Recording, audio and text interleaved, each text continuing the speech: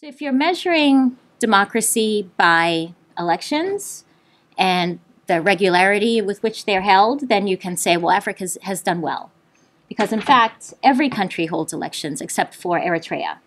After their secession from Ethiopia in 1993, they haven't held a single election, so they're still under Isaias. But as we know, elections aren't the sole marker of democratic progress. Assis mentioned the elections in Ghana. If you compare the elections in Ghana that were held on December 7th and the elections in Gambia that were held just a few days earlier, they're two vastly different outcomes. So just because you're holding elections doesn't mean that you have, progressed equally as far on the sort of democratic spectrum. And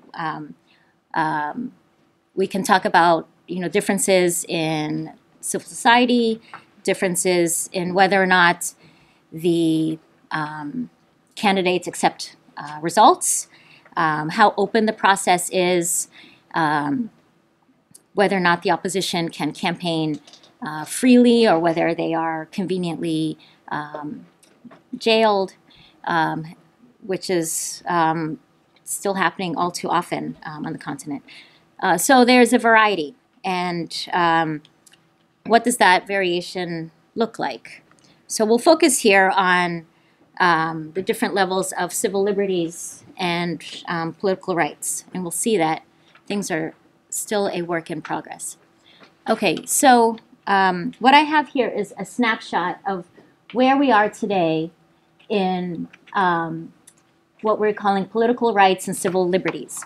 And so this information comes from Freedom House, which is an NGO, a think tank here in Washington, D.C., and one of the annual publications they have is called Freedom in the World. And they're measuring political rights, which include electoral processes, political pluralism, functioning government. They also measure civil liberties, and that includes freedom of expression and belief, the rights of association and organization, the rule of law, and the personal autonomy and individual rights. And what they do is they then group countries into three categories. You're either free, you're partly free, or you're not free at all. And this just looks at sub-Saharan Africa, so excluding North Africa, Tunisia, Egypt, Algeria, and Morocco. And we see that in 2015, 9 countries are considered free on the continent. And the balance is equally split between partly free and not free. Those 9 countries, just to hone in on those, include Benin, Botswana, Cape Verde, Ghana, Mauritius, Namibia, Saint Tome and Principe, Senegal, and South Africa. And the free countries are in green. The partly free are in yellow, and the not free are in purple. So this is how freedom would be distributed across the continent. So I mentioned that we usually start about 1990 when we start thinking about democracy on the continent. Well, has that changed in the intervening 25 years? So this is the same chart, but showing you where we were in 1990. And you see that the free countries were just 4. So we've only moved up 5 countries. So there's been some more significant movement down here between the partly free and the not free countries, but it really still is quite a struggle on the continent. Those 4 countries in 1990 were Botswana, Mauritius, Namibia, and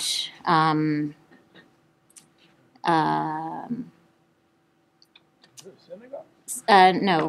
Cabo Verde? Yes, Cabo Verde.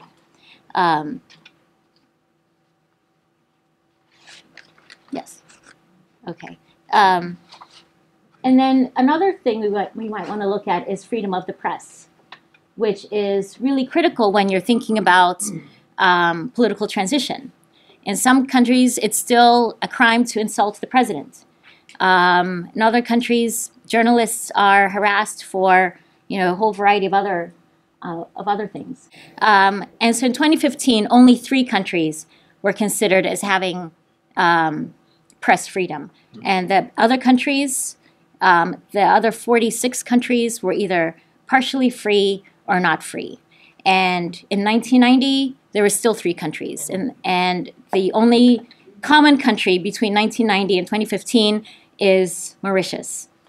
Interestingly, the Gambia was considered free in 1990, but today is very, very oppressive.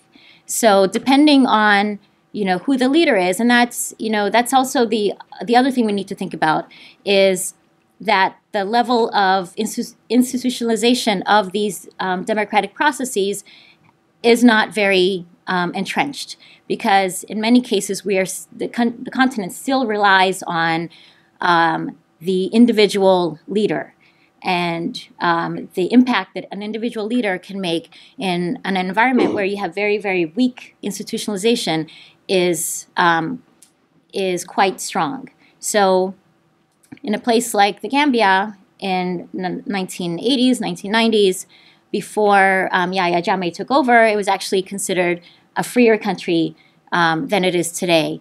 And so that's one other issue that we'll talk about, is how institutionalized are these processes, and does that make a difference in ensuring that political transitions are more peaceful than in other places.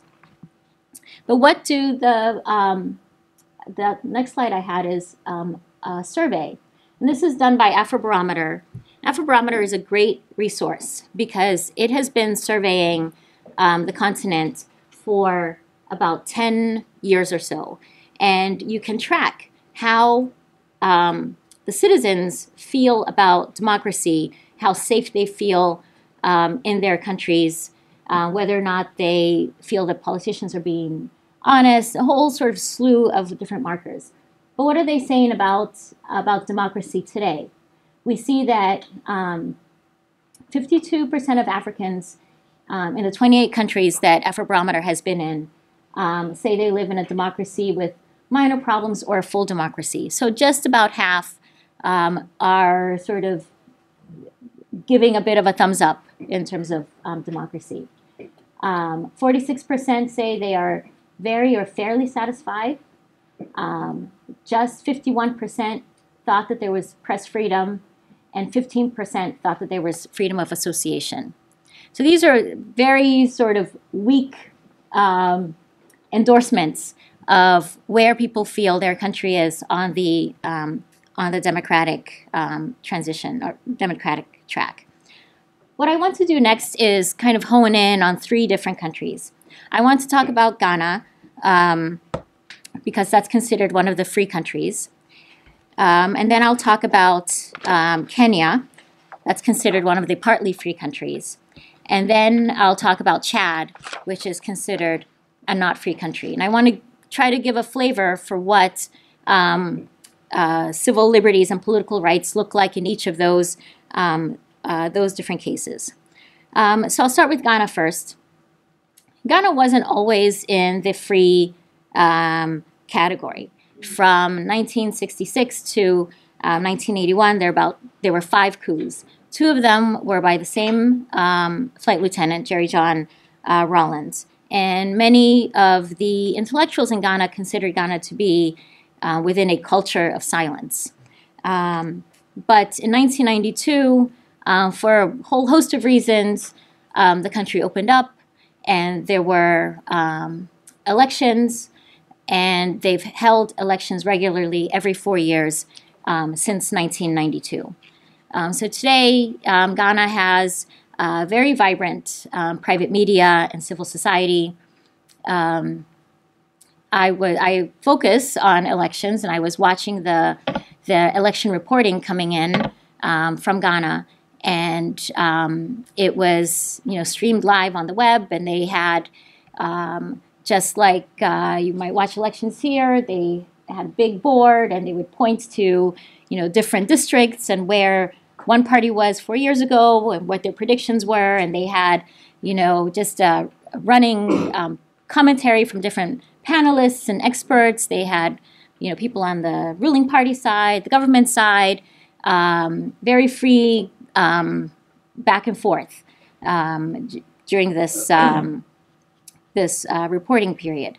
There was a time also when, in the early 2000s, Ghana embarked on a truth and reconciliation process. It hadn't experienced a civil war, which is when you might normally see this, but it did want to account for the military dictatorships that had taken place in the 1970s and 1980s, and the human rights abuses that took place there. The government felt that it was better to kind of air those grievances rather than have them fester and join the other countries in the neighborhood that had broken out into civil war. So this was a preemptive, very public process that took place on live television every day for 18 months, which is not something that we might normally see on the continent. They brought public officials to this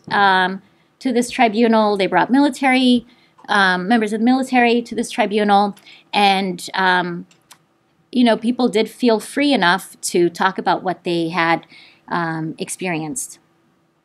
There are still many, many problems. Corruption is endemic.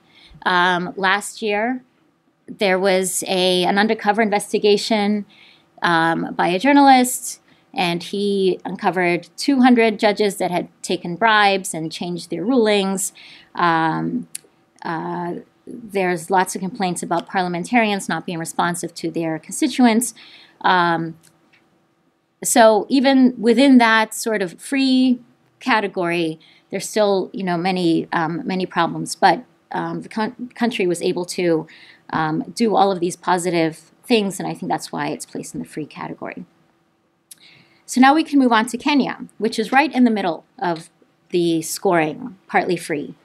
Kenya did not have Ghana's history of military governments, but still the path to democracy has been a lot rockier. The elections in Kenya have been marred by violence every time from 1993 onwards. The 2 points of intense violence, one was their first one, in which about 1,500 people were killed before the election and 300,000 displaced.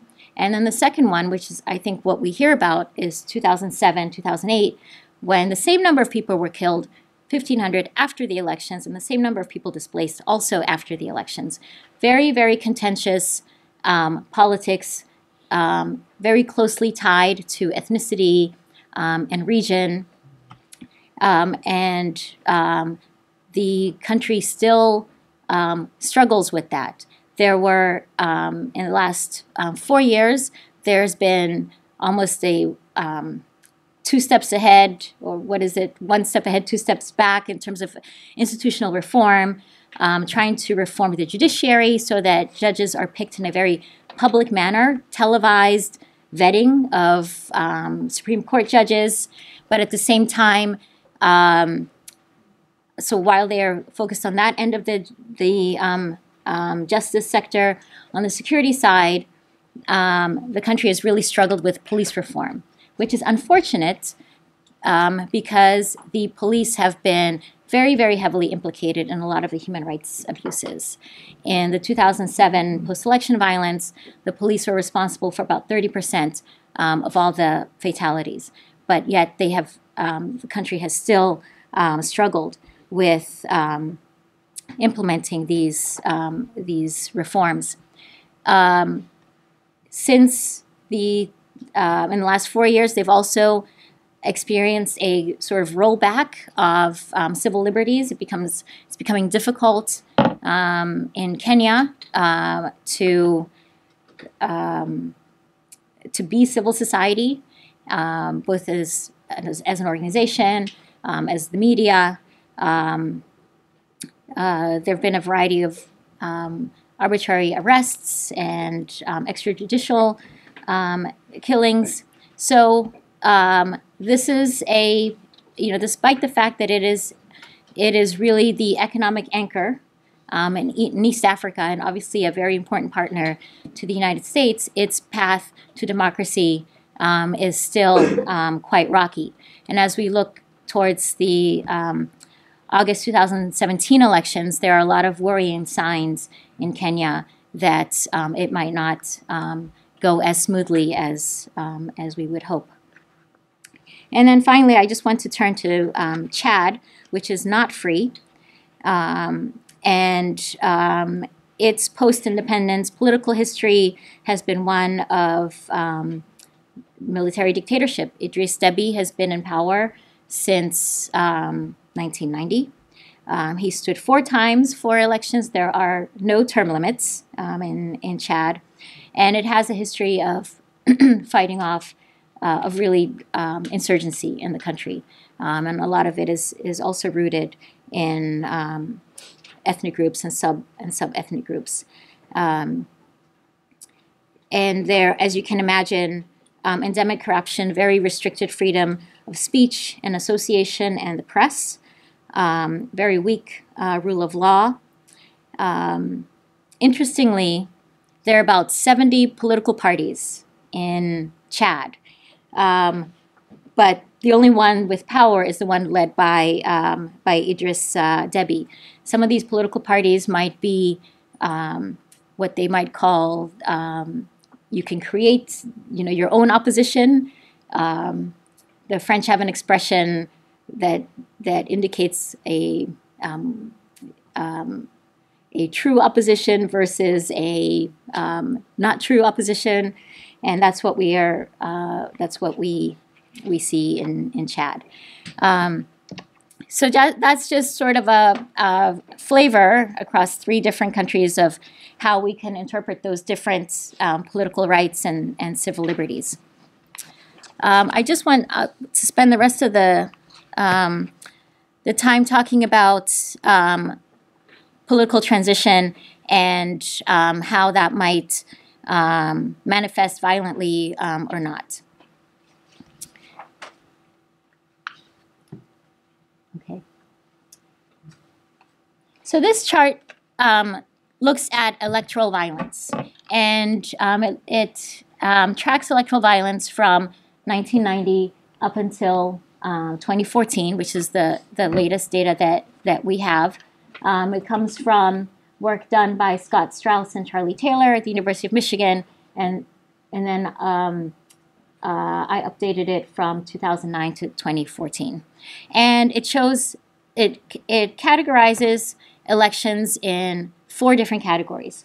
One is no violence, which is here. And so over the course of these 25 years, we have seen, 24 years, we've seen 295 presidential and parliamentary elections on the continent. 42% of those have had no violence at all. The next category is something called violent harassment, which is intimidation, but no fatalities. And we see that that's 38%. The second category is called violent repression, which includes violence that also has fatalities, but not more than 20. And we see that is at 11%. And the large-scale violence, so here we're talking about Kenya, Cote d'Ivoire, Togo, Nigeria, that's 9%. And so one takeaway is, I think, that if you are kind of a layperson watching the media, watching African news, you might get the impression that elections on the continent are almost always violent. But we see that, in fact, they're not as violent as what we saw in Kenya or Cote d'Ivoire in 2010. But unfortunately, the majority of elections do have some level of violence. They're either violent repression with a lower level of fatalities, or more commonly, violent harassment, intimidation of candidates, intimidation of supporters, and that type of harassment. This chart shows how it's been trending. So one of the things we would have expected is that as countries continued on the path of democracy, that political transition would become less violent. It would become more institutionalized. But in fact, we haven't seen that at all. It has just gone up and down in no apparent pattern.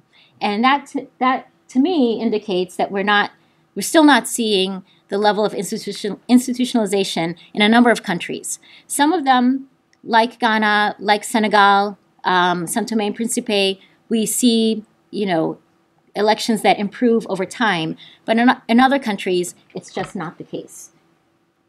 And that goes for every category. So this is a very messy graph, but it's messy because there's no pattern to the type of violence.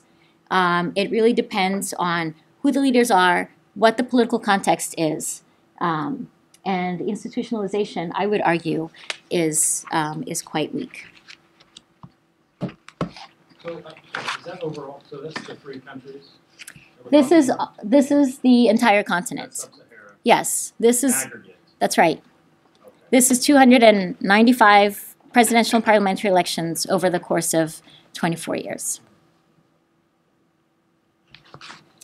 Does Strauss break it out by countries or regions at all? What's that? Do these guys break it out by countries or regions at all? They don't. Look for trend lines within? They don't. But anecdotally, we have examples of countries that do get better with time. I would argue that Ghana has gotten better. I would argue that Benin and Senegal, those have gotten better. I'm not sure where we are with Nigeria. We had a better election with Buhari, but I think there were specific reasons for that. And I'm not sure what the next iteration might give. Kenya has been up and down throughout the course of its history. So there are certainly some bright spots, but there are other spots that continue to be problematic, and I think we need to understand the conflict dynamics. The explanatory factors. Right. Yeah. Okay. One other sort of intervention that happened was the African Union.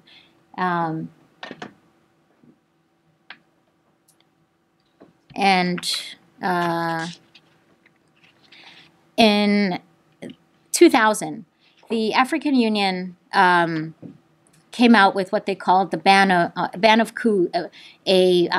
coups, and they also prohibited unconstitutional sort of changes in government. And so one of the things we would have expected is that, I'm sorry, I'm just going to go past this because I want to get to this next graph. One of the things we would have expected is that after 2000, we would have had a more peaceful, less contentious politics. But in fact, we still continue to have contentious politics, contentious changes in governments. These are the coups that have happened on the continent since 1990. And even though the African Union came in 2000 and said, we're going to sanction you if you stage a coup, they will ban you from meetings until you get back on track. That has not been a sufficient enough sanction on the continent, and we still see, on average, 1 or 2 coups per year, 1 or 2 successful coups per year, about 7 or 8 attempts every year. And so there is this persistence of violence that we still need to tackle on the continent. So I'll stop here.